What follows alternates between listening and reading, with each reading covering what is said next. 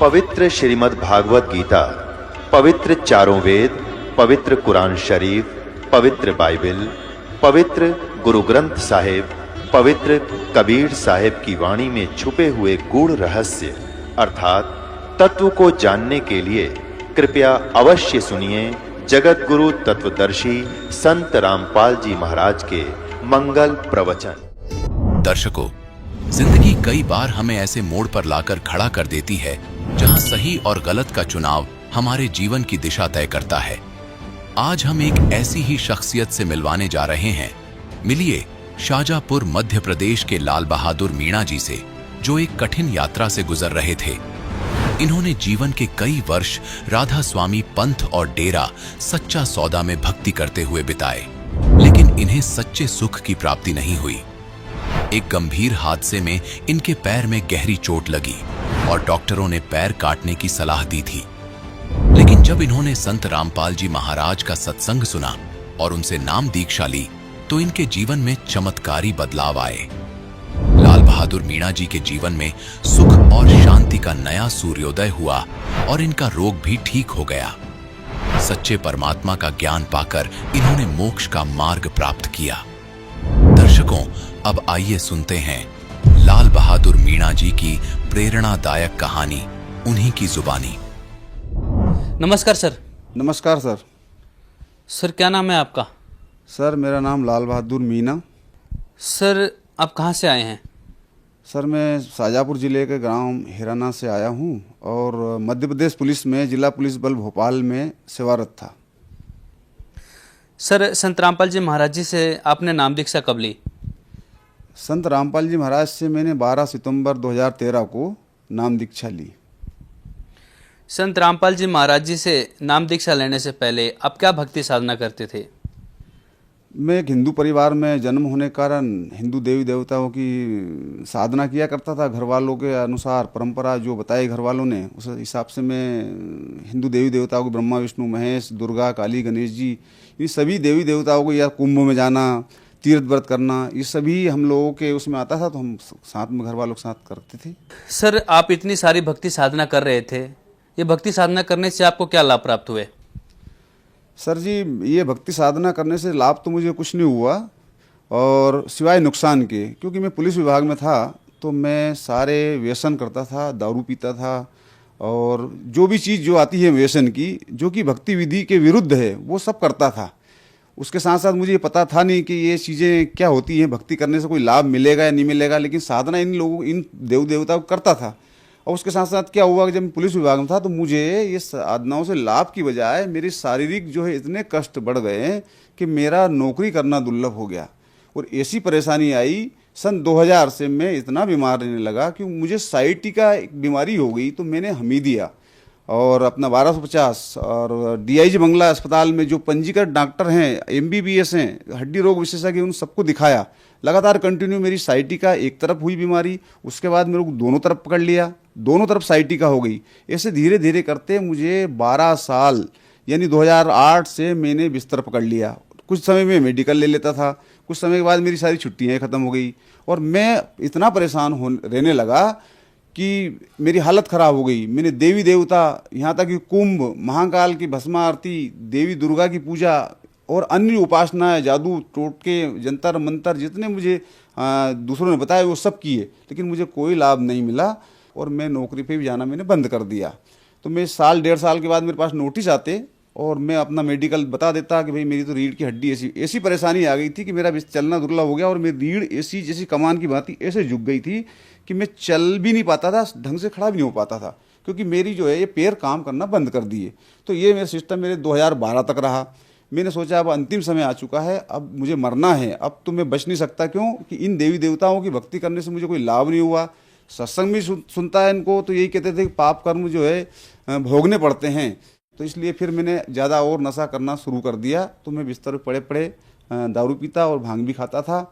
जब कभी आया उज्जैन चला गया, महाकाल की भस्मा आरती देख ली, लेकिन मुझे शांति कहीं नहीं मिली। 2012 तक मेरी हालत ख़राब है, बच्चे परेशान हुए, पूरी फैमिली मेरी परेशान थी कि कैसे भी मैं बचूं या मरूं, लेकिन मर जाऊं तो कम से कम घर वालों को पिंड छूटे। लेकिन मेरी मौत भी नहीं आ रही थी मुझे, मैं परेशान हो गया। आत्महत्या करने का कई बार मैंने विचार किया कि मैं आत्महत्या कर लूं, लेकिन आत्महत्या भी नहीं हो पाई मेरे से। तो ऐसे में पड़े पड़े सत्संग सुनता रहा। 2013 में मैंने टीवी चैनल पे साधना चैनल पे संत रामपाल जी महाराज का मैंने सत्संग सुना। उनने बताया कि भाई शास्त्र विरुद्ध अगर साधना करोगे तो उससे पाप मुक्त नहीं होते हैं, पाप मुक्त नहीं हो पाओगे। और शास्त्र के अनुसार सदगुरु जो भक्ति बताता है उस अनुसार करोगे तो तुम्हारे पाप मुक्त हो जाएंगे और तुम जीवन में सुखी हो सकते हो। तो मैंने सोचा भाई क्यों ना संत जी के कुछ दिन प्रवचन देखें। तो ऐसे मैंने 2-4 दिन प्रवचन देखे। उसके बाद एक पट्टी चलती है, उसमें निःशुल्क ज्ञान गंगा मंगाने का एक ऑप्शन होता है। तो मैंने पड़े पड़े बिस्तर में, चल तो पाता नहीं था मैं, तो मैंने वो SMS कर दिया। तो एक दिन तो मेरे से SMS ही नहीं हुआ क्योंकि मेरे हाथ पैर कांपते थे। तो एक दिन तो पूरा मैं पता लिख नहीं पाया। दूसरे दिन मैंने SMS किया। 7-8 दिन में मेरे पास ज्ञान गंगा पुस्तक बाय पोस्ट आई। और जैसे ही मैंने उसको पढ़ा तो मुझे पूर्ण रूप से विश्वास हो गया कि हाँ, अब मुझे मेरे दुखों का अंत करने वाला कोई सदगुरु है, संत रामपाल जी महाराज हैं। वो शायद मेरा दुखों का अंत वहाँ से हो सकता है, तो क्यों ना मैं जाऊँ। और मैं बरवाला गया, मैंने संत रामपाल जी महाराज जी से नाम दीक्षा ली। जब हम संत रामपाल जी के शिष्यों से मिलते हैं, उनके अनुभव सुनते हैं, तो उन्हें कोई ना कोई शारीरिक, मानसिक या आर्थिक लाभ अवश्य होते हैं। तो आप भी संत रामपाल जी महाराज जी से जुड़े और संत रामपाल जी महाराज जी से दीक्षा लेने के बाद आपके क्या अनुभव रहे सर?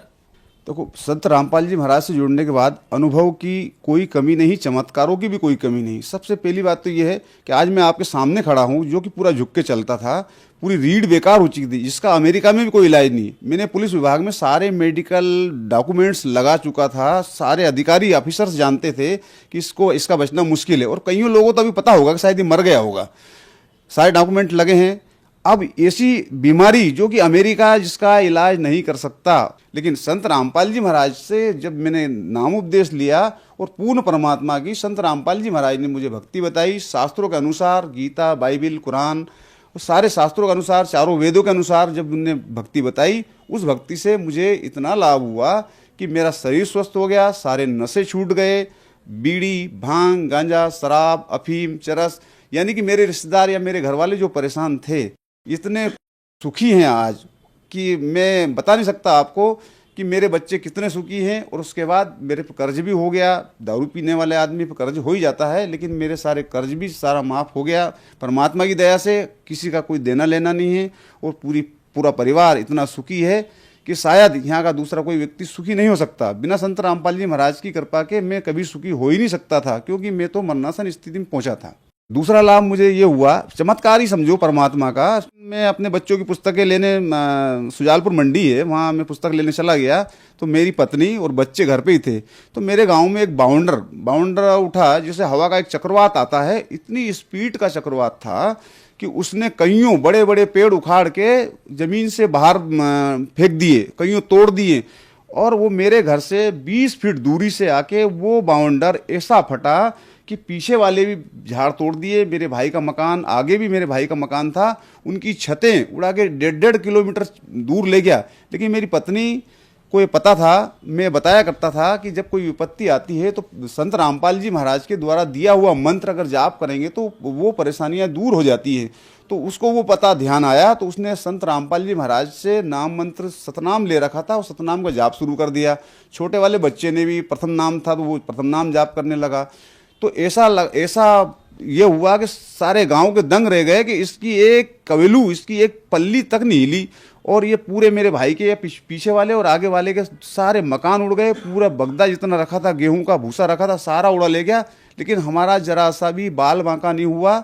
और मुझे जब ये खबर सुजालपुर लगी तो मुझे विश्वास तो था, लेकिन फिर घबराया सबने के सारे मकान टूट गए तेरे गांव के, और वो तेरे भाई के सारे टूट गए, पता नहीं कितना नुकसान हुआ है। तो मुझे परमात्मा पे भरोसा था, संत रामपाल जी महाराज पे भरोसा था, क्योंकि उनने बताया कि बेटा अगर मंत्र जाप करोगे तो तुम्हारी सारी परेशानियां मिट सकती है, अन्यथा कोई तुम्हें परेशान नहीं कर सकता। तो मुझे विश्वास तो हो गया था, परंतु फिर भी कहीं ना कहीं मैं डगमग था। जब मैंने घर आके देखा तो मैं खूब परमात्मा की शरण में दंडवत करके रोया, हे दाता मुझे क्षमा करना, जो मैंने आप पे शंका करी और आपने मेरे बच्चों की रक्षा करी।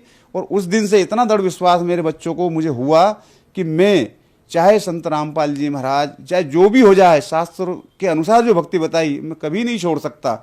तीसरा लाभ मेरा ये हुआ कि मेरी पत्नी को घुटने में दर्द रहता था, तो भोपाल पुलिस में होने के साथ साथ मैंने इलाज उसका भी कराया, लेकिन उसको कहीं उसका दर्द ठीक नहीं हुआ। संत रामपाल जी महाराज से नाम दीक्षा लेने के बाद गया तो मेरे से शर्त उसने यही रखी कि अगर मेरा ये घुटना दर्द ठीक हो जाएगा तो मैं भी नाम ले लूँगी। तो मैंने कहा ये तो छोटी सी चीज़ें हैं, ठीक है भाई, तो अगर मान लो ऐसा है इससे दुख के कारण नहीं जाए तो चलो ठीक है, तुम दुख के कारण सही। तो कुछ समय उस सत्संग सुना और उसने भी नाम, मेरे से 2 महीने बाद उसने नाम ले लिया। तो 1-1.5 महीने तक भक्ति करने के बाद उसका जो है घुटने का दर्द ठीक हो गया। ठीक होने के बाद उसको ये पता नहीं लगा कि मेरा घुटने का दर्द ठीक हो गया, तो वो भूल गई। भूलने के बाद में जब मैंने उससे पूछा 6-7 महीने बाद कि तेरा घुटने का दर्द तू बोलती थी तो भाई ठीक हो गया, बोला हाँ ठीक हो गया। मैंने कहा तूने परमात्मा को धन्यवाद नहीं दिया कि परमात्मा मेरा घुटने का दर्द जो कि 10 साल से हो रहा था ये ठीक हो गया, धन्यवाद है आपका। तो मैंने कहा ऐसा नहीं करना चाहिए, परमात्मा को याद करके बताना चाहिए। और उसी दिन शाम को दर्द होने लगा, तो दूसरे दिन दिन भर इतना दर्द हुआ कि वो खाना बनाने में असमर्थता जाहिर करी और रोने लगी। तो मैंने कहा भाई परमात्मा संत रामपाल जी महाराज के सामने दंडवत प्रणाम करो, वो पता लगाएगा आपको कि वो ठीक वो कर सकते हैं। तो उसने दंडवत प्रणाम किया, दूसरे दिन दिन भर रहा, रात को उसको गायब ऐसा दर्द हुआ जो आज तक कोई दर्द नहीं होता। चौथी घटना ये हुई कि मेरा बच्चा, अभी मेरी भतीजे की बच्ची की शादी थी, वो ट्रैक्टर से ट्राली से नीचे गिर गया और उसका हाथ टूट गया, मतलब पूरा ऐसा लटक गया हाथ। और वो उसको 4-5-6 बच्चे लेके आए, मेरे बड़े बच्चे भी लेके आए, पापा इसका हाथ टूट गया है। तो मैं बाहर ही बैठा था, मेहमान भी घर पे थे, तो मैंने कहा मस्ती बहुत करता है, मैंने कहा गुरुजी ने तेरे को मना कर दिया, उसके बाद भी तू चला गया और तू जा दंडवत प्रणाम कर।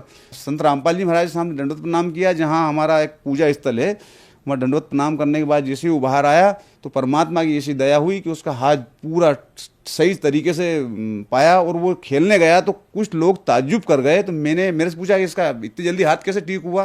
तो मैंने कहा संत रामपाल जी महाराज के अनुयायी हैं हम, उनके भगत हैं, उनकी भक्ति अनुसार बताए भक्ति हम करते हैं, तो हमें कोई भी दुख व्याप्त नहीं हो सकता और हम दुखी नहीं हो सकते।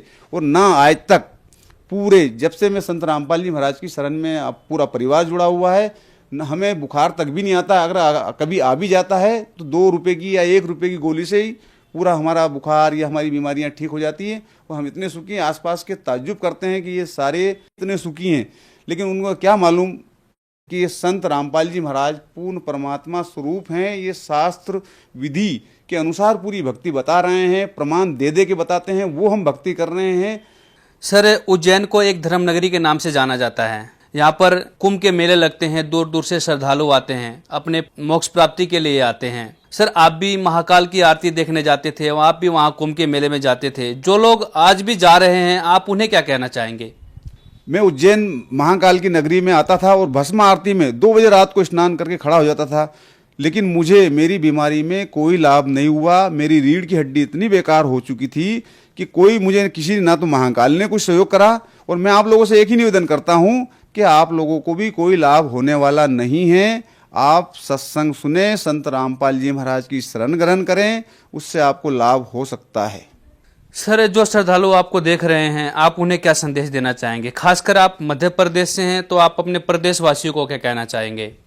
मैं अपने प्रदेशवासी से यही निवेदन करूंगा कि अगर आपको मोक्ष चाहिए, सुखी जीवन जीना है, तो आपको शास्त्र अनुसार भक्ति करना पड़ेगी। और शास्त्र अनुसार भक्ति सिर्फ इस विश्व में संत रामपाल जी महाराज के अलावा प्रमाणित कोई नहीं बता रहा है। सब मनमुखी आचरण करते हैं। संत रामपाल जी महाराज विश्व में ऐसे संत हैं जो कि शास्त्रों के आधार पर प्रमाणित करके भक्ति बताते हैं और जीव उससे सुखी हो सकता है, अन्यथा कहीं नहीं हो सकता। और उन लोगों से, सभी भाइयों से मेरी प्रार्थना, भाइयों बहनों से, कि वो संत रामपाल जी महाराज से नाम दीक्षा लें और अपना मोक्ष करवाएं। सर, संत रामपाल जी महाराज जी से नाम दीक्षा कैसे ले सकते हैं? कईयों टीवी चैनल पे संत रामपाल जी महाराज के सत्संग आते हैं, उस पर एक पट्टी चलती है, उस पर सतलोक आश्रम के नंबर लिखे होते हैं। उन नंबरों पे फोन लगाकर आप नामदान केंद्र की जानकारी ले सकते हैं और नाम दीक्षा ले सकते हो। बहुत बहुत धन्यवाद सर।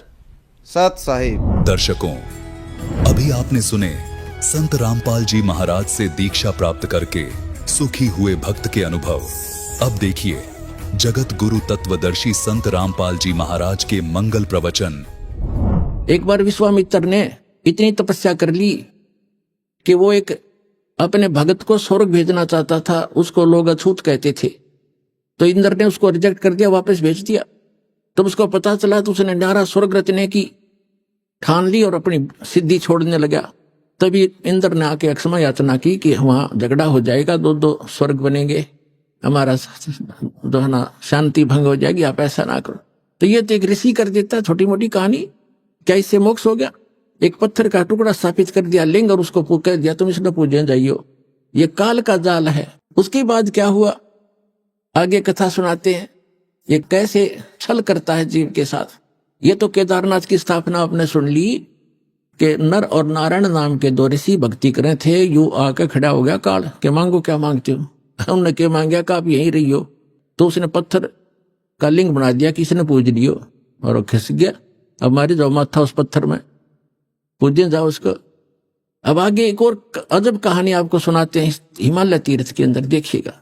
हिमालय तीर्थ है ये, और जेपी नबूरी उप मुख्य कार्यकारी श्री बद्रीनाथ केदारनाथ मंदिर समिति, ये ट्रैक्स एंड टूर्स कोलकाता, ये यहां से छपी है। हिमालय तीर्थ बाय जेपी नबूरी, ये सारा रंजू चक्रवर्ती प्रकाशक हैं, 76A/1 बामा चंद्राय रोड कलकत्ता। जेपी नबूरी ग्रंथ तो मुद्रक हैं गिरी प्रिंट सर्विस कलकत्ता, कीमत इतनी, ये सारा। अब इसके हम यहां आते हैं। अब यहां तक हम पढ़ चुके थे 18 पृष्ठ पे कि ऋषि श्री नर और नारायण ने भगवान शिव को प्रसन्न करने के लिए बड़ी कठिन तपस्या की। इस तपस्या से तीनों लोकों में उनकी चर्चा होने लगी, जिसकी सभी लोकों में प्रशंसा होने लगी। फलस्वरूप भगवान शंकर भी नर नारायण की तपस्या से प्रसन्न हुए और उन्हें प्रत्यक्ष प्रकट होकर ऋषियों को दर्शन दिए। उन दोनों ऋषियों ने भगवान भोलेनाथ के दर्शन से आनंद विभोर होकर स्तुतियों और मंत्रों से उनकी पूजा अर्चना की।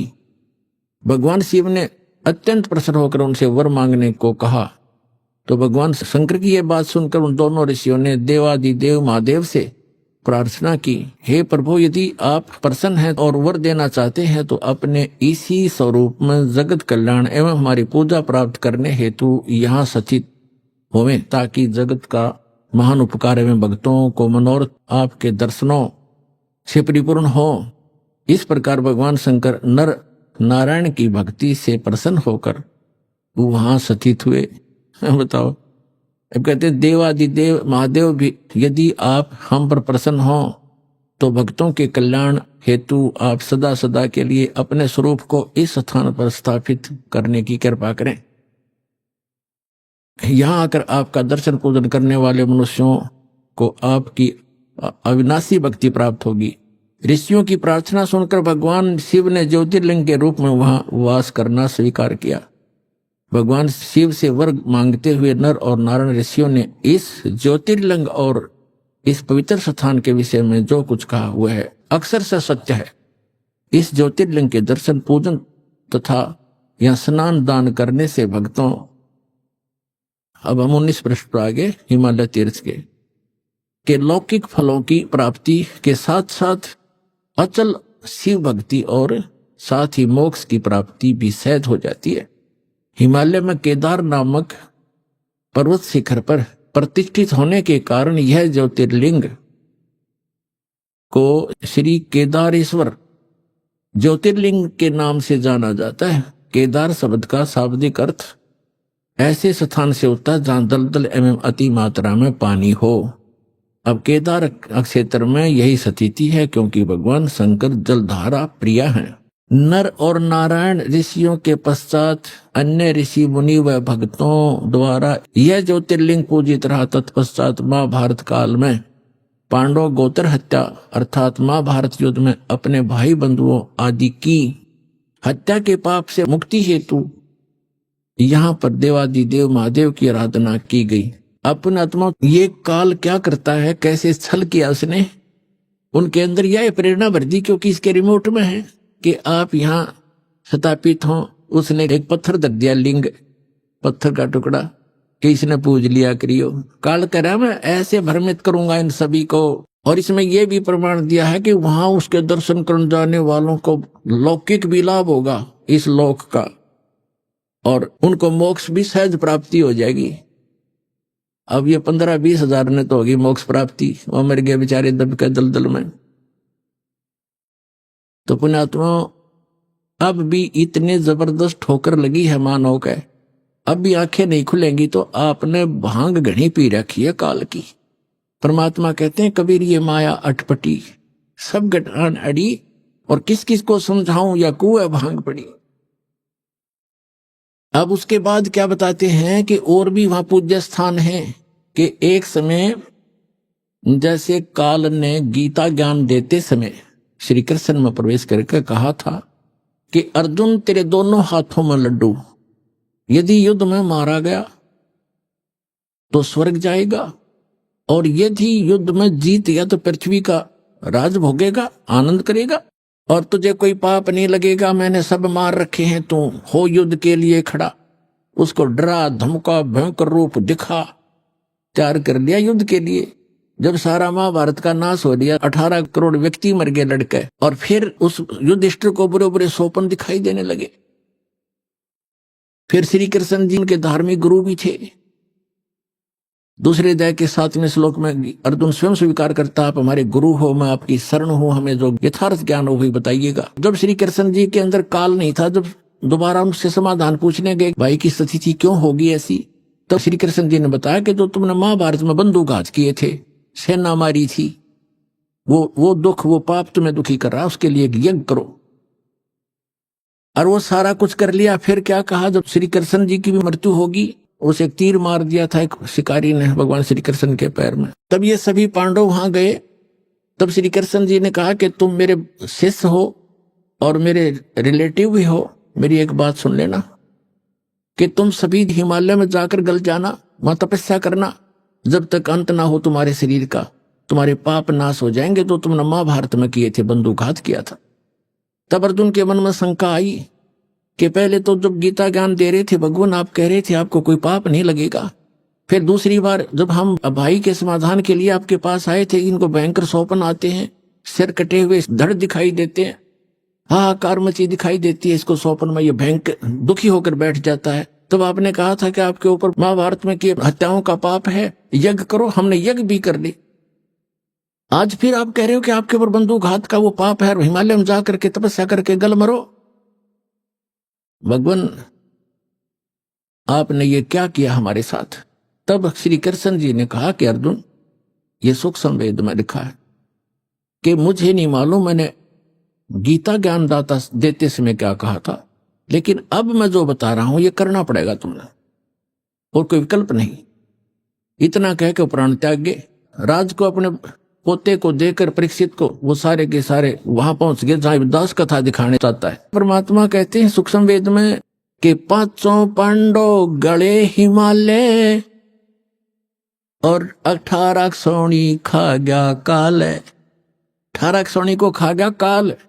अरे 5 पांडव गले हिमालय, वहां जाके गल मरे हुए थे, और उन खा गया काल, पाप इनके सिर पर धर दिया, और देखा गे जाके फिर इनका और नाश करवा दिया। वो क्या करवाया अब पढ़ के सुनाता हूं। ये हिमालय तीर्थ पुस्तक, ये क्या है, ये प्रकरण पहले मौखिक सुनाऊंगा, आसानी से समझ में आएगा जो पढ़ा जाएगा।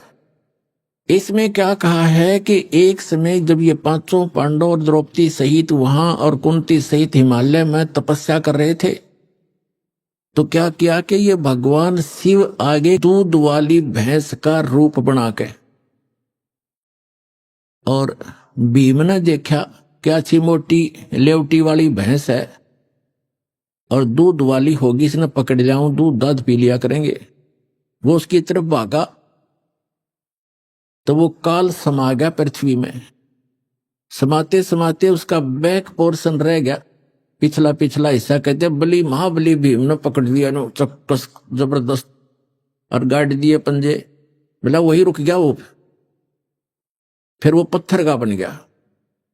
आकाशवाणी हुई कि इसकी पूजा किया करो। बता, भैंस के टट्टी पेशाब के पोर्शन की पूजा ला दिए फिर हुए। तरह के जो है। अब दिखाता हूं आपको, यह हिमालय तीर्थ पुस्तक हम पढ़ रहे हैं, और यहां हम 18 पृष्ठ 19 पृष्ठ पर आ गए। अब इसके हम यहां पढ़ते पढ़ते आ चुके थे इस ज्योतिर्लिंग के दर्शन पूजन तथा यहाँ स्नान दान करने से भक्तों लौकिक फलों की प्राप्ति के साथ साथ जो अचल शिव भक्ति और साथ ही मोक्ष की प्राप्ति भी सहज हो जाती है। जैसे आई भोगी 20,000 लगभग 15,000 20,000 से टीवी पर आ रहा था, वह व्यक्ति वहां केदारनाथ मंदिर के आसपास मर गए, उसके हजारों तो उसके मंदिर के अंदर ही मर गए और उसके परिसर में मंदिर का पता नहीं। एक वो शिवलिंग खड़ा है नो के बस उसको छू कर पानी उतर गया, शिवलिंग तो बच गया और बाकी सारे मर गए जो पुजारी थे। अब यहाँ देखिएगा तो क्या कहते हैं कि वहां जाने वालों को मोक्ष भी सहज में प्राप्त हो जाता है और लौकिक सुख भी होते। फिर गीता के ज्ञान देने की क्या आवश्यकता थी, गीता पढ़ने की क्या आवश्यकता थी, फिर वेदों की क्या आवश्यकता थी। अगर वहां ऐसे जाने से मोक्ष हो जाता है तो बहुत आसान। नहीं तो भ्रमित ये फैलाया हुआ जाल है काल का। इसने पहले कहा था कि ऐसे भरमा दूंगा देवल देव और पाषाण पुजाऊं या विद जीवों को भरमाऊं। जाओ जोग जीत संसारा जीव न माने, कहा तुम्हारा जीव तुम्हारा कहा न माने। और हमारी ओढ़ हो बात बखाने, हमारे संज्ञान के आधार से वो एडवोकेट बन जाएंगे, वकील बनेंगे मेरे, और तुम्हारे साथ विवाद किया करेंगे, तुम झूठ बोलते हो। तो परमात्मा ने कहा था एक बार वो टाइम आने दे मेरा, और बिजली पिड्डी की जो ठीक मन रखी है उसने ठीक ना आने दे, फिर देखूंगा तेरे सारे ज्ञान और तेरे सारे समाधान फेल कर दूंगा, अपने बच्चों को अपना ज्ञान समझाऊंगा। अब जो दास आपको समझाना चाहता है, अब आगे इसमें एक और क्या पूज्य है वहां पर वो दिखाता हूं। ये देखिएगा हिमालय तीर्थ 19 पृष्ठ पे हम पुस्तक पे आ गए हैं। तत्पश्चात महाभारत काल में पांडवों द्वारा गोत्र हत्या अर्थात महाभारत युद्ध में अपने भाई बंधुओं आदि की हत्या के पाप से मुक्ति हेतु यहाँ पर देवादिदेव महादेव की आराधना पांडवों द्वारा की गई। इसी प्रसंग में पुराणों में एक कथा आती है। भगवान वेदव्यास जी की आज्ञा से पांडव केदार क्षेत्र में आए। भगवान महिष यानी भैंस का रूप धारण करके केदार अंचल में घूमन फिरन लग गया, विचरण करने लगे। भीम ने भगवान शिव को मायावी महिष के रूप में पहचान लिया। अभी तो लेखक की अपनी चतुरता है, उसने तन्नो देखा था कि अच्छा मोटा लेवा है और दूध बढ़िया देगी, इसने पकड़ दिया, भाग के वो गया था भैंस पकड़न और वो बन गया उसके सिर का दर्द। भीम ने भगवान शिव को मायावी महिष भैंस के रूप में पहचान लिया। वे ऐसा जानकर भगवान शिव महिष रूप में पृथ्वी में समा ही रहे थे कि महाबली भीम ने दौड़कर उनका पिछला भाग पकड़ लिया।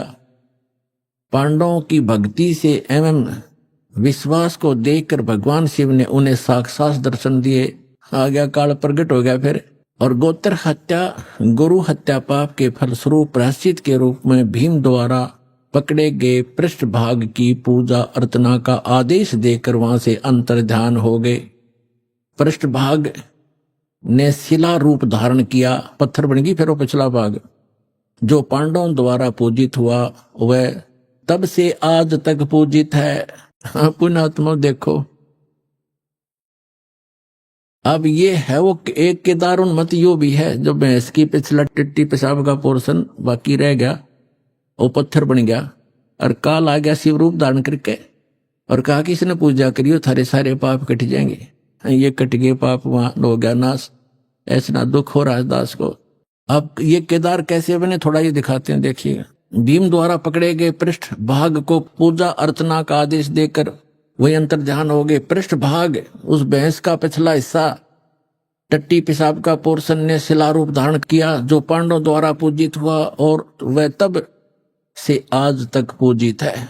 महिष का अगर भाग नेपाल में जाकर प्रकट हुआ जो पशुपति नाथ के नाम से विख्यात हुआ। अब बताओ, अब नेपाल में भी ये कल कर गया काम, अगला हिस्सा मुंह वहां दिखा दिया, कहते वहां निकल कर प्रकट हो गया और वहां कह दिया भाई ऐसे पांडवों को मिलो। उन्होंने फिर बताया कि यहाँ ऐसे समाये थे और नेपाल में निकले वहां जाकर, वो शर वहां पत्थर हो गया। अब वहां एक मंदिर बन गया पशुपति नाथ का, वहां लग गए पूजा करने। कोई बात, एक काल का फैलाया जाल है सारा। नेपाल के अंदर जो जाते हैं श्रद्धालु पूजने के लिए, ये भी वही काल का जाल है। आगे देखो, वो पशुपति नाथ से विख्यात हुआ नेपाल में। फिर क्या बताते हैं, भैंस के अन्य 4 भाग क्रम से तुंगनाथ में बाहु, रुद्रनाथ में मुख और मध्य महेश्वर में नाभि, कल्पेश्वर में जटा। इस प्रकार केदारनाथ को छोड़कर महेश रूपी यानी भैंस रूपी भगवान शंकर के अन्य 4 भाग केदार क्षेत्र में प्रतिष्ठित हुए। केदारनाथ सहित ये स्थान 5 केदार नाम से विख्यात हुए। ओए होए होए होए। ये पर भी लेन जात है दुनिया, हमरा ज्ञान किने ना सुनिया। पुण्यात्माओं, इस काल के जाल को समझो और इस सतलोक आश्रम आओ और अपना कल्याण करवाओ। इस पृथ्वी पर यदि एकमात्र स्थान है परमात्मा कबीर जी द्वारा चलाया हुआ यथार्थ ज्ञान अपने बच्चों के लिए, इसको पहचानो। और पुण्यात्माओं, उस परमात्मा ने आकर यह ज्ञान दिया था। 600 वर्ष पहले परमात्मा बताया करते थे और क्या कहा करते थे, धर्मदास ये जग बोरा ना, कोई न जाने पद निर्वाणा। ये पूरा विश्व भ्रमित है और किसी को भी मोक्ष मार्ग का ज्ञान नहीं। यही कारण मैं कथा पसारा, जग से कोई एक राम नियारा। यही कथा तुम जग जीव सुनाओ, सब जीवों का भरम नसाओ। अब मैं तुमसे कहूं चताई, तेरे देवन की उत्पत्ति भाई। ज्ञानी सुने सो हृदय लगाई, मूर्ख सुने तो गम नहीं पाई। परमात्मा कहता है कि मैं जो कथा तुम्हें सुना रहा हूं तो लिख रहा है, लिखते जाना, सुनते भी रहना और इस कथा को तू आगे संसार में बताना और सब जीवों के भ्रम का नाश करना। तो पुण्यात्मा, सौभाग्य आपका, आप जी को परमात्मा का ये मार्ग उस समय में मिल रहा है जो परमात्मा ने ये प्रकट करना था। और धन्य है आपके माता पिता जिससे आपका जन्म हुआ। वो माता पिता आपको अपने बच्चों को यहाँ लेकर आते हैं, ये आपके सच्चे माता पिता हैं। और आज जो आप अपने बच्चों को, माता पिता को, भाई बहनों को कितना प्यार करते हो, तो ये प्यार तो आपका रह नहीं सकता यदि उस गलत साधना में लगे रहे। तो इस साधना से आप सत भक्ति करोगे और भले ही आप धीरे धीरे यहाँ से चलते जाओगे, शरीर छोड़ जाओगे, तो सतलोक में पहुंचोगे। वहां जाकर के जैसे परिवार आपका यहाँ बन गया, ऐसे धीरे धीरे ऐसे ही वहां बन जाएगा। और फिर वो इतने बच्चे प्यारे लगा करेंगे, इससे भी अच्छे लगेंगे। वहां इतना सुंदर शरीर होगा, अच्छा व्यवहार होगा, शिष्टाचार न्यारा है, वहां कोई किसी चीज का भाव नहीं। अब तो कितना ही प्यारा बेटा और बेटी हो, बेटी को तो पिता ब्याह के पढ़ाई करके छोड़ेगा क्योंकि यहाँ का नियम है, फिर अपनी कहाँ हुई। और बेटा कितना ही प्यारा है, जब वो युवा हो जाएगा उसको कहेगा बेटा अपना काम कर। जब वो काम नहीं करेगा तो दुश्मन दिखाई देगा, क्यों कर कभी ना खाता। तो प्यार भी रुड़ता फिर अपना। और 6 महीने बालक बीमार हो जा, 1 वर्ष बेटा बीमार हो जा, बेटी हो जा, माता पिता खुद कहने लग जाते हैं भगवान इसकी माटी संगवा ले, घना दुखी हो गए हो। दुखी तो वो खुद होते हैं पर कहना पड़ता है ना, यो घना दुखी हो रहा है। इसी प्रकार माता पिता 6 महीने दुखी हो जा, दरंग मार जाए, टट्टी पेशाब दौड़ा पड़ जा, पुत्र वो दूर बेटा तो जल्दी हाथ खड़े कराया करे। तो यो प्यार यहाँ का नकली है भाई, सथाई नहीं है। ठीक है, ममता और ये शिष्टाचार यहाँ भी हमने बनाए रखना पड़ेगा। और इस भक्ति से फिर आपको ऐसे अटैक नहीं होंगे। अधरंग पैरालिसिस भी हमने देखा, यहाँ नाम लेने के बाद कईयों का क्रम अड़ गया, पैरालिसिस हो गया और तीसरे दिन चालन लाग गए। बताओ, वो दुख भी टाल दिया भगवान ने। तो ये ऐसे सुख देगा, आप यहाँ भी सुखी रहोगे और सतलोक में सदा अमर स्थान पाओगे। परमात्मा कहते हैं, गरीबदास जी ने कहा कि सतगुरु आए दया करी, ऐसे दीन दयाले, बंदी छोड़ वृत्तास का, जठरग्नि प्रतिपाले। अमर करूं, खुद कहते हैं भगवान, अमर करूं सतलोक ले जाऊं, ताते बंदी छोड़ कहाऊं। बंदी छोड़ हमारा नामम, अजर अमर हमरा अस्थिर ठामम। हमारा अजर अमर स्थान है। ए स्वामी सृष्टा में सृष्टि हमार तीर, दास गरीब अदर रहूं, अवगत सत कबीर। भजन करो उस रब को, जो दाता है कुल सबे का। उस परमात्मा की भक्ति करो पुण्यात्माओं, और समझा है तो सिर धर पाओ, बहुर नहीं रे ऐसा दाव। आप बहुत ही विशेष आत्माएं हैं, विशेष प्रिय परमात्मा के बच्चे हो, जो आपको ये ज्ञान अच्छा लग रहा है और आपकी श्रद्धा भगवान में दिन प्रतिदिन बढ़ती ही जा रही है। अन्यथा ये पूरा मानव समाज नास्तिक होने के कागार पर खड़ा था। भक्ति करने वालों की कमी नहीं, श्रद्धालुओं की कमी नहीं, श्रोता बहुत गिने और संतों की भी कोई कमी नहीं, साधु संत बहुत बहुत गिने, और फिर भी कोई बुराई समाज से घट नहीं रही। कोई भी आध्यात्मिक लाभ किसी भी भक्त को प्राप्त नहीं हो रहा। किसी को कुछ प्राप्त हो रहा है तो उसके अपने संस्कार से ही हो रहा है। जो बिल्कुल भी भक्ति ना करते वो उनको भी हो रहा होता है, क्योंकि जो पूर्व जन्म के शुभ संस्कार या अशुभ संस्कार वो प्रत्येक प्राणी को प्राप्त होते ही रहते हैं। अब परमात्मा ने रजा करी है, अब वो समय है जो सब जगह भक्ति करने वाले भी महादुखी हैं और जो भक्ति नहीं करते वो तो अपने आप ही दुखी हैं। हाहाकार मचा है। एक पैसा ही सर्वस्व हो गया, माया ही सबको मीठी लगती है। इसका कारण क्या है? हमें अध्यात्म ज्ञान नहीं रहा। हम देखा देखी और लोक वेद के आधार से गलतियों पर गलती करके अपने कर्म बिगाड़ रहे हैं।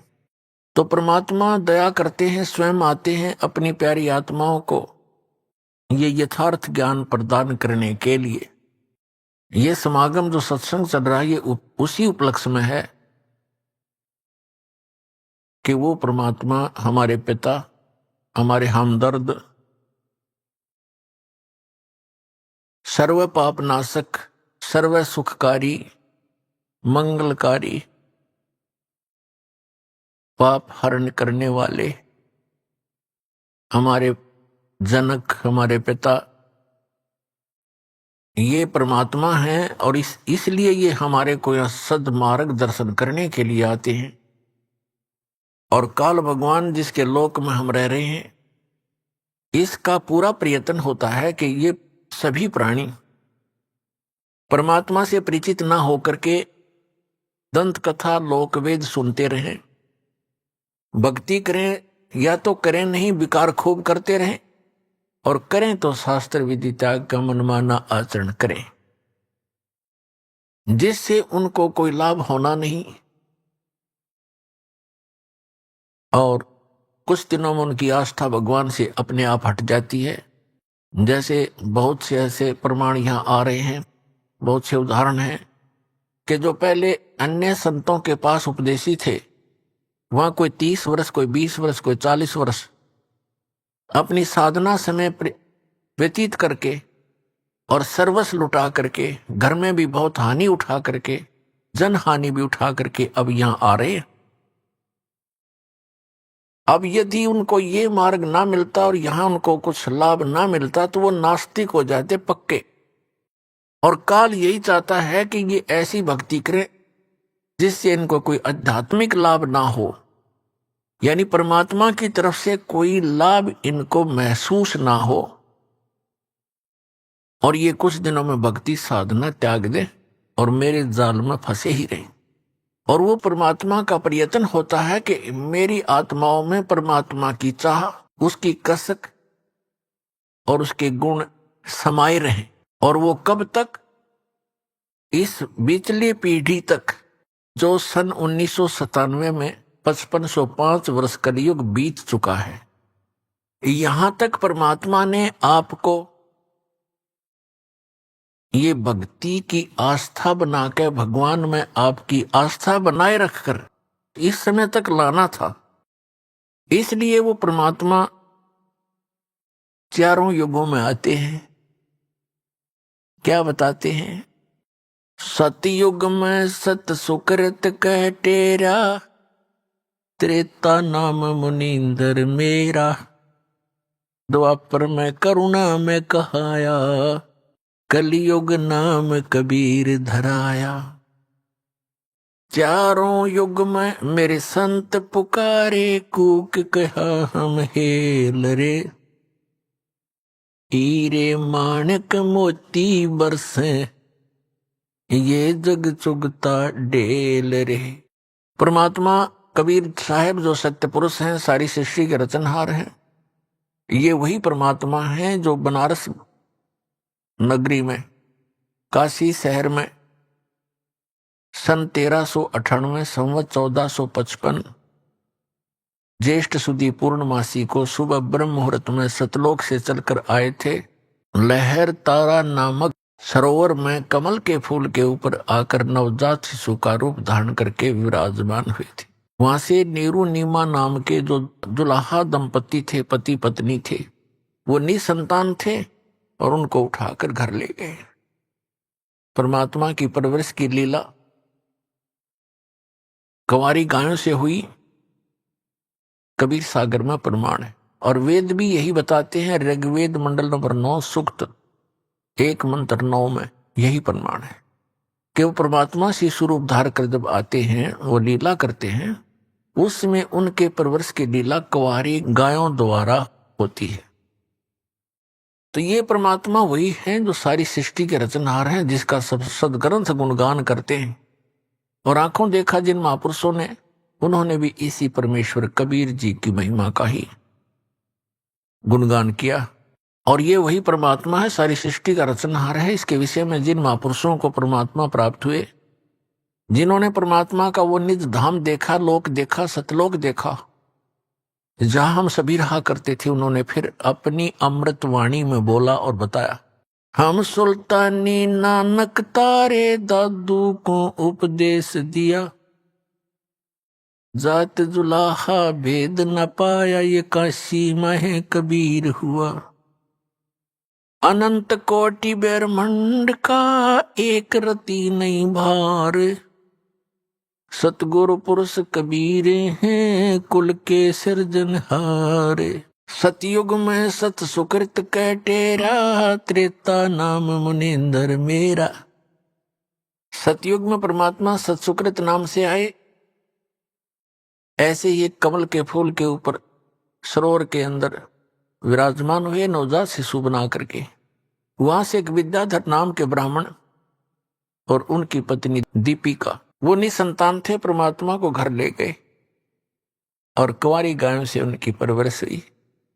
5 वर्ष की आयु में मनु जैसे जो विद्वान प्रसिद्ध हो रहे थे, पाक रहे थे, उनके छक्के छुड़ा दिए, जुबान नहीं छोड़ी उनके मुख में।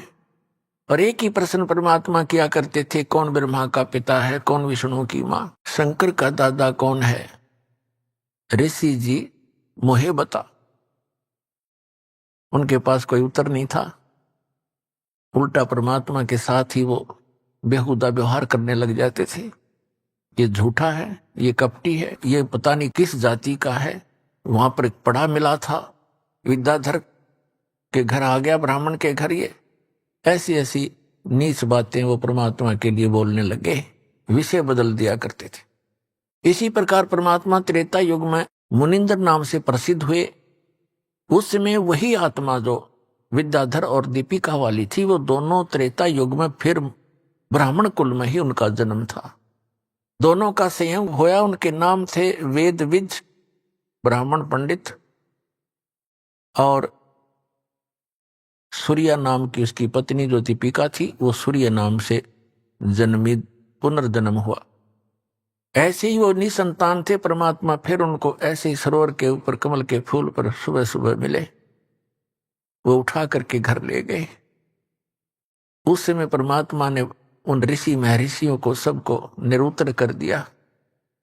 सभी परमात्मा के साथ अच्छा व्यवहार नहीं करते थे और उनको ऐसे ही उलाहने दिया करते, ताने लगाते थे, व्यंग कसते थे कि ना जाने तो किस जाति का है, वेद बीज को कहाँ पड़ा मिला था। जब त्रेता युग में परमात्मा आए हुए थे उस समय की एक कथा सुनाते हैं, परमेश्वर की सुप्रसिद्ध है। एक भक्त ने प्रश्न किया था, जब दास गांव गांव में घर घर में सत्संग करने जाता था, उसने सत्संग सुनने से पहले कहा, जी मैं रामायण को बहुत अच्छी तरह पढ़ता हूं और गहनता से उसका अध्ययन करता हूं। मुझे एक दो प्रश्न ऐसे खटक रहे हैं जिनका मुझे किसी भी मंडलेश्वर के पास, किसी भी संत ऋषि आचार्य शंकराचार्य संत महात्मा के पास उसका उत्तर नहीं मिल पा रहा। उत्तर वो देते हैं अपने ढंग से, पर मेरी संतुष्टि नहीं होती। मैंने कहा, बोलो भाई बताओ क्या प्रश्न है आपका। उन्होंने कहा कि रामायण के अंदर मंदोदरी जो रावण की पत्नी और विभीषण, उनकी ऐसी वाणी है रामायण के अंदर, उन्होंने जो विचार व्यक्त किए हैं,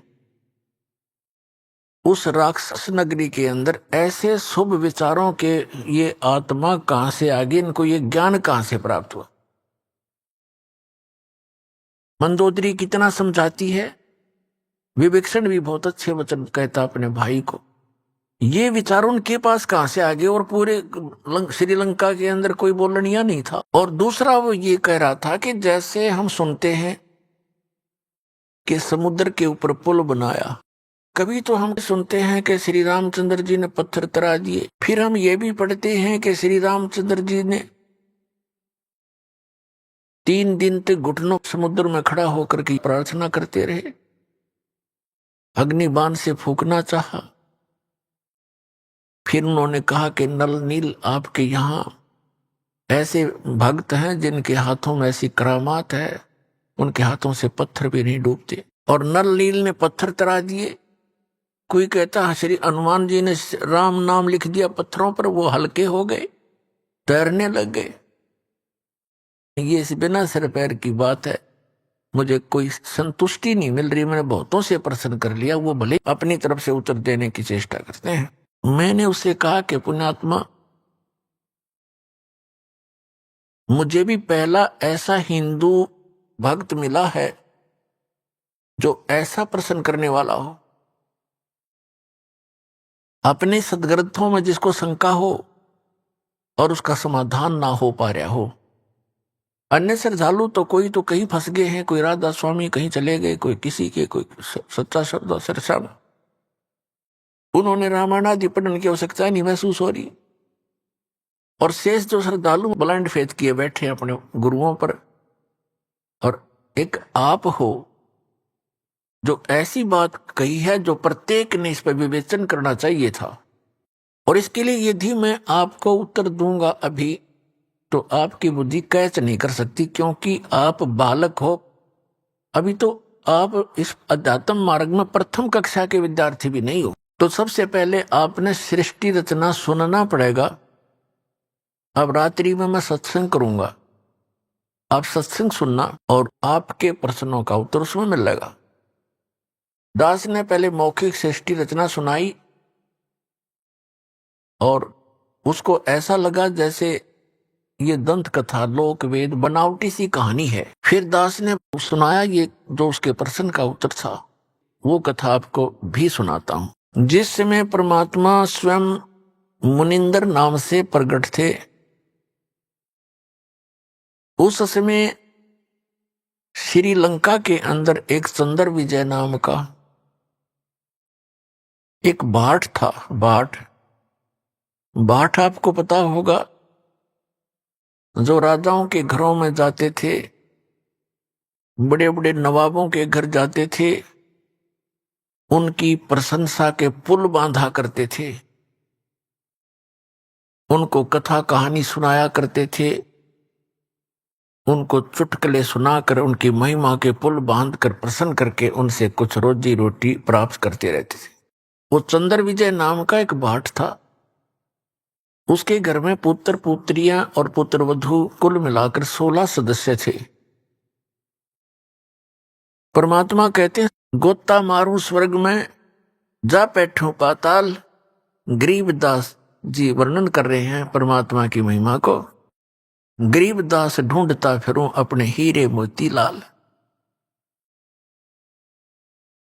तो परमात्मा एक साधु रूप में चंद्र विजय जिस रास्ते से सुबह सुबह सैर सपट्टे को जाता था, उस मार्ग में एक वृक्ष के नीचे बैठ के।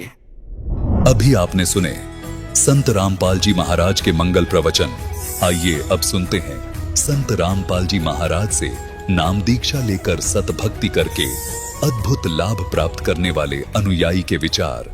सच्चे संत और सच्ची भक्ति की महिमा अपरंपार है। आज हम आपके सामने एक ऐसी सच्ची घटना से अवगत कराने जा रहे जो दर्शाती है कि कैसे एक सच्चे गुरु के मार्गदर्शन में जीवन की हर चुनौती को पार किया जा सकता है। ये कहानी है संघरूर पंजाब के रहने वाले नवदीप सिंह जी की, जिनके दादाजी 25 वर्षों तक राधा स्वामी पंथ के अनुयायी रहे। नवदीप जी स्वयं मंदिरों में जाते थे और रोजाना हनुमान चालीसा का पाठ करते थे। फिर भी इनके परिवार में बीमारियों का प्रकोप था।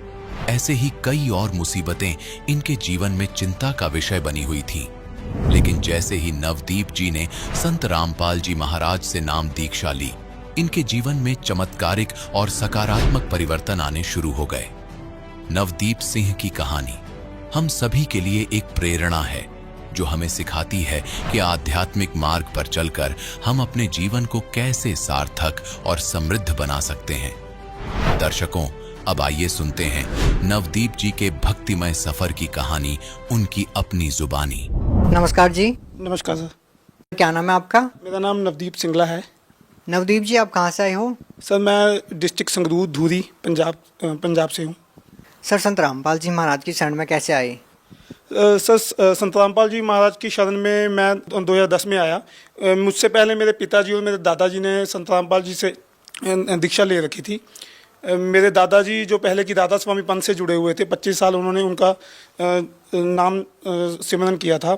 तो उनको एक भगत जी ने पुस्तक दी थी और उस पुस्तक को पढ़कर उन्होंने ये बात बोली कि जो राधा स्वामी पंथ है, उनके जो गुरु हैं वो तो 10वीं पास हैं, लेकिन जो संत रामपाल जी का ज्ञान है वो एक PhD लेवल का ज्ञान है। तो उन्होंने मेरे पिताजी से बोला कि मैं राधा स्वामी पंथ को छोड़कर संत रामपाल जी महाराज से दीक्षा लेना चाहता हूँ। तो उन्होंने ये भी कहा कि अगर मेरे पिताजी उनके साथ दीक्षा लेंगे तो वो साथ मतलब कि दोनों इकट्ठे दीक्षा लेंगे। तो उन्होंने नाम दीक्षा ले ली। तो कुछ समय बाद मुझे भी थोड़ा थोड़ा ज्ञान पता चला कि संत रामपाल जी की मैंने किताब पढ़ी। सर, संत रामपाल जी महाराज से नाम दीक्षा लेने से पहले आप क्या भक्ति साधना करते थे? डेली मंदिर जाना और हनुमान चालीसा का पाठ करना, ये सब परंपरागत साधनाएं करता था। सर, संत रामपाल जी महाराज द्वारा दी गई भक्ति को करने के बाद आपको क्या क्या लाभ मिले? सर, जैसे संत रामपाल जी महाराज की शरण में आने का मेरा एक मुख्य कारण था, जैसे मुझे नौकरी नहीं मिल रही थी। मैंने MBA किया था लवली प्रोफेशनल यूनिवर्सिटी से, तो मुझे नौकरी नहीं मिल रही थी, तो मैं बड़ी टेंशन में था। तो मैंने एक सिर्फ संत रामपाल जी के मैंने अपने पिताजी को बोला कि अगर आपके गुरुजी मुझे नौकरी दिलवा देंगे तो मैं नाम ले लूँगा। तो मेरे पिताजी ने कहा कि पहले तुम नाम लो, अगर नौकरी ना दिलवाई तो छोड़ देना। तो मैंने ये सोचा कि चलो ठीक है, देखते हैं कि 4 महीने का ये प्रथम मंत्र देते हैं, उसके बाद दूसरा मंत्र देते हैं। तो मैंने अपने मन में सोचा कि यार अगर इनमें ताकत होगी तो मुझे नौकरी दिलवा देंगे। तो इस वजह से मैंने नाम ले लिया। तो भगत जी मुझे नौकरी संत रामपाल जी की दया से इस तरीके से मिली कि मैंने उस नौकरी के लिए अप्लाई भी नहीं किया था। मुझे एक मेल आया कि आपका एक रिटन एग्ज़ाम है, दिल्ली मुझे बुलाया गया। तो वैसे ही मैं कभी अपनी मेल ID खोलता भी नहीं था। मैंने एक दिन वैसे ही मेल खोल ली तो मुझे वो मेल आया हुआ था। तो मैं दिल्ली एग्ज़ाम देने गया। तो मैंने ऐसे ही जो मल्टीपल चॉइस क्वेश्चन होते हैं ऐसे ही भर दिया। मेरा एग्ज़ाम क्लियर हो गया तो मैंने अप्लाई भी नहीं किया था। एग्ज़ाम के बाद इंटरव्यू के लिए गया तो मेरे से ज़्यादा एक्सपीरियंस वाले कैंडिडेट आए हुए थे। सभी को ये था कि उनको नौकरी मिल जाएगी, मुझे तो ये था कि मुझे बिल्कुल नहीं मिलेगी क्योंकि मैं एक फ्रेशर हूँ। तो लेकिन वो नौकरी भी मुझे मिल गई। तो मैं बड़ा हैरान हुआ कि यार मैंने एक चैलेंज किया और मुझे नौकरी मिल गई। तो उसके बाद फिर मैंने सोचा यार इनमें कोई शक्ति तो है जो मुझे एकदम से नौकरी मिल गई। तो मैंने फिर क्या कि नौकरी ज्वाइन करने के बाद मैं भक्ति से थोड़ा सा हट गया। मैं नौकरी में बिज़ी हो गया और मैंने थोड़ी सी मर्यादा भी भंग करनी शुरू कर दी। तो इस वजह से मेरी नौकरी भी खतरे में आ गई। तो मैंने फिर गुरुजी से प्रार्थना लगी, गुरुजी मेरी नौकरी सही नहीं चल रही। गुरुजी ने बोला बेटा तू भक्ति कम करता है। तो मैंने फिर भक्ति स्टार्ट की तो मेरी नौकरी फिर से ठीक होगी। और सर एक और लाभ मिला, जैसे कि मेरी माता जी को बहुत पुराना गठिए की प्रॉब्लम थी, वो उन्होंने 2008 में नाम लिया था। उनकी प्रॉब्लम का पता ही नहीं चला कि वो प्रॉब्लम कैसे ख़त्म हो गई। तो मेरे पिताजी को भी दिक्कत थी, मेरी सिस्टर की शादी नहीं हो पा रही थी, तो उन्होंने भी, पंडितों ने बोला था कि इनकी शादी 30-32 साल तक होगी। लेकिन संत रामपाल जी महाराज से नाम दीक्षा लेने के बाद 1.5 साल के अंदर उनको बहुत अच्छा घर मिला, इतनी बढ़िया शादी होगी उनकी। तो एक और बात बताना चाहूँगा कि संत रामपाल जी ने मेरे पिताजी की आयु को भी बढ़ा दिया। एक हमारे यहाँ पंडित था जिसने बताया हुआ था कि मेरे पिताजी को बताया था कि 50 से 55 साल की उम्र के बीच आपकी एक दुर्घटना होगी जिसमें आपकी जान जाएगी। तो उसी अंतराल में मेरे पिताजी को एक मेजर हार्ट अटैक आया। वो नाम लेने के बाद की बात बता रहा हूँ। तो उस हार्ट अटैक में डॉक्टरों ने पूरा मना कर दिया कि आपकी पूरी नसें ब्लॉक हैं, आप भी बच कैसे गए। मेरे पिताजी ने गुरुजी से जाके पूछा कि गुरुजी मेरे को तो ये दिक्कत आ गई और मेरे सभी रिश्तेदार ये बोल रहे हैं कि तुमने देवी देवते छोड़ दिए थे इसलिए तेरे को हार्ट अटैक आया। लेकिन गुरुजी ने बताया कि बेटा अगर आज तू परमात्मा की शरण में ना होता तो आज तू तो काल तेरे को खा चुका होता। तो परमात्मा ने, संत रामपाल जी ने कहा कि बेटा मैंने तुम्हारी काल से जमानत करा के लेके आया हूँ, तो तेरी अब जितनी आजू जितना तू चाहता है उतना जी ले अब। तो मेरे पिताजी ने भी पूछा कि मैं गुरुजी मेरी जमानत कितनी देर के लिए। गुरुजी कहते जब तक तू सतलोक नहीं जाएगा ना तब तक तेरी जमानत है। तो हमें ये लाभ प्राप्त हुआ ये। सर बात करें पंजाब की, तो यहाँ के युवा लोग बहुत ज़्यादा नशा करते हैं। सर क्या आप भी कोई नशा करते हैं? सर मैं पहले जैसे कोई शादी ब्याह में ड्रिंक कर लेना ये करता था दोस्तों के साथ। जैसे मैं लवली में पढ़ा हूँ तो वहाँ पे भी लत लग गई थी, सिर्फ शराब पीते थे। लेकिन संत रामपाल जी महाराज की शरण में आने से के बाद वो शराब तो हम भूल ही गए भी शराब होती कि हम पीना तो दूर किसी को लाके भी नहीं देते। सर अक्सर हम यही देखते हैं कि संत रामपाल जी महाराज की शरण में आने के बाद वे जो सालों से नशा करते थे वो उन्होंने छोड़ दिया। आखिर संत रामपाल जी महाराज जी क्या करते हैं कि लोग तुरंत नशा छोड़ देते हैं? देखिए संत रामपाल जी महाराज हमें एक ऐसी शिक्षा देते हैं, एक ऐसे भक्ति मार्ग पे लगा देते हैं जिससे बुराइयां धीरे धीरे किनारे लग जाती हैं। वो वहाँ जैसे हम सतलोक आश्रम में जाते हैं, वहाँ का माहौल इतना बढ़िया है, वहाँ पे इतनी अच्छी शिक्षा दी जाती है। संत रामपाल जी महाराज के प्रवचनों में इतनी ताकत है, उनके दिए गए मंत्रों में इतनी ताकत है कि आदमी बुराई की तरफ ध्यान ही नहीं जाता। जैसे हम भी नौजवान पीढ़ी है, आज फिल्में देखते हैं, गाने सुनते हैं। मुझे गानों का इतना क्रेज़ था, मैं सारा दिन कानों में हेडफोन लगा के इंग्लिश गाने सुनता था। लवली में हम यूनिवर्सिटी में पढ़ते थे, सारा दिन फिल्में देखना।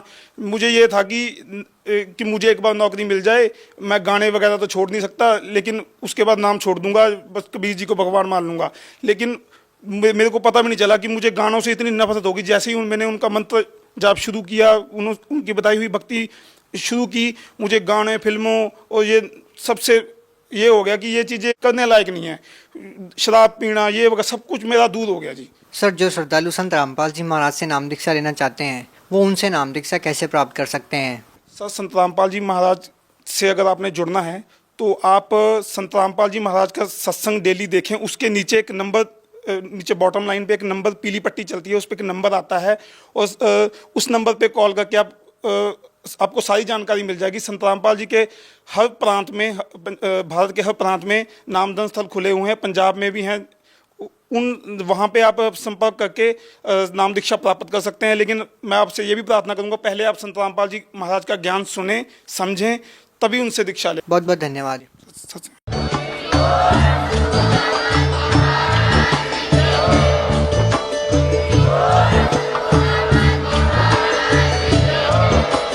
आप सुन रहे थे जगत गुरु तत्वदर्शी संत रामपाल जी महाराज जी के मंगल प्रवचन। अधिक जानकारी के लिए विजिट कीजिए हमारी वेबसाइट www.jagatgururampalji.org। संत रामपाल जी महाराज जी के शुभ आशीर्वाद से पूरे विश्व भर में 500 से भी ज्यादा नाम दीक्षा केंद्र हैं, जिन पर संत रामपाल जी महाराज जी द्वारा ऑनलाइन निशुल्क नाम दीक्षा दी जा रही है। अपने नजदीकी नाम दीक्षा केंद्र का पता करने के लिए संपर्क करें 822288